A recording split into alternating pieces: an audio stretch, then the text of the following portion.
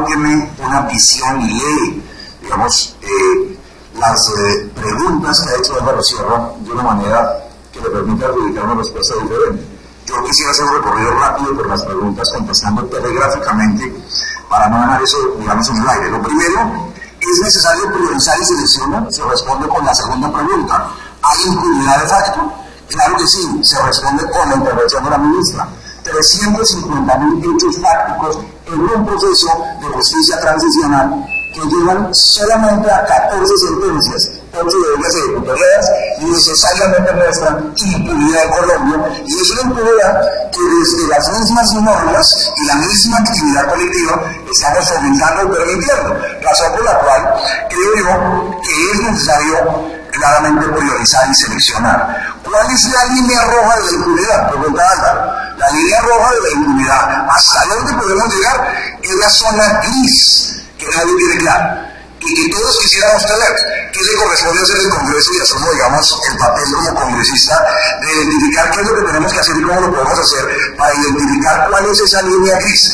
Esa línea gris lo que determina básicamente es establecer o lograr establecer los condicionamientos, utilizando los mismos autores suyos, los que sitúen su intervención, señor fiscal, tanto a Twerking como a Alexi, identificar claramente los condicionamientos que permiten el orden de prevalencia de una constelación de principios constitucionales: la paz, no solamente la paz, la seguridad, la justicia eficaz, todo eso está en juego, o la libertad como un derecho constitucional fundamental, o la no repetición como un derecho constitucional fundamental de la víctima. ¿Cómo logramos que prevalezca ello sin que aplaste o desaparezca, pero que sí claramente se priorice sobre una justicia como valor formal, o sobre el deber de investigación y sanción especial que para cada uno de los 350.000 nos da en la nueva etapa y en el nuevo proceso los 500.000 millones de casos que tengamos que investigar, haya realmente una justicia, deber de investigar y sancionar? ¿Cómo lograr la prevalencia de la paz sin sacrificar ni aplastar la justicia? Es la respuesta que tenemos que dar. No somos nosotros pioneros en Colombia en el tema. Por eso digo, por ejemplo, el planteamiento de diferenciar casos altamente sensibles y casos sensibles, cada uno con su listado. ¿Qué tipos de delitos consideramos absolutamente obligatorios de investigar y sancionar hasta sus últimas consecuencias? El mismo marco constitucional nos comienza a señalar que además coincide en el derecho internacional como los más graves en materia de genocidio, crímenes de guerra, etcétera, etcétera. Los tipos de autor tenemos que clasificarlos. Estoy hablando ya de la extensión de la ley estatutaria y los mecanismos de poder de las cuales podemos despejar un poco ese color gris de la impunidad. Los tipos de responsables.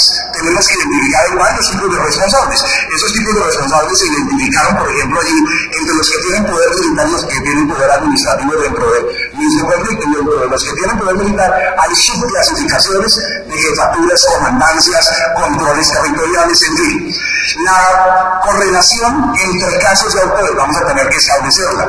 La interrelación, la interconexión que hay, como una orden efectivamente se interrelaciona con las órdenes de los otros poderes que dentro de la estructura militar que se puede dar en los actores del conflicto tenía una finalidad y lograba la finalidad: el impacto en la comunidad, el interés público, la gravedad de la conducta, la viabilidad de terminar en una sanción finalmente, determina si vale la pena o no meternos en ella, y la capacidad y los recursos logísticos, el número de fiscales que tenemos, el número de jueces que tenemos, toda la capacidad logística del Estado.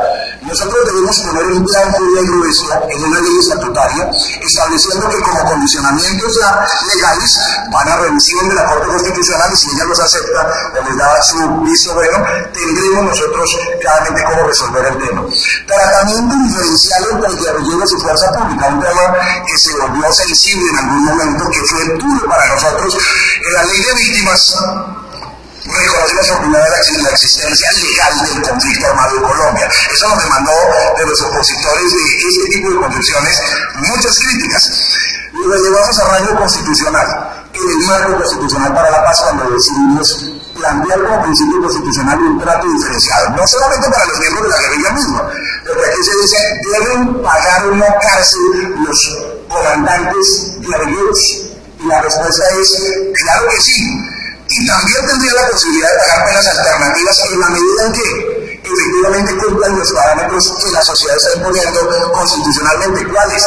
Si un jefe guerrillero se desmoviliza e entrega las armas, si reconoce su responsabilidad, si devuelve los secuestrados, si desmoviliza a los menores, y si adicionalmente su testimonio, su declaración contribuye al desmonte de las organizaciones criminales que están por detrás de ellos, necesariamente puede tener un tratamiento de pena alternativa, penas alternativas muchas. Participación política, estamos listos. Yo creo que estamos listos para plantear todos los elementos que permitan el aterrizaje del partido político que surja de La Habana, y ojalá de un nuevo proceso con el ELN para que tenga la posibilidad de aterrizar y que cambie efectivamente las palas o ideas para que tengamos una posibilidad de vivir en una paz estable y duradera. Gracias.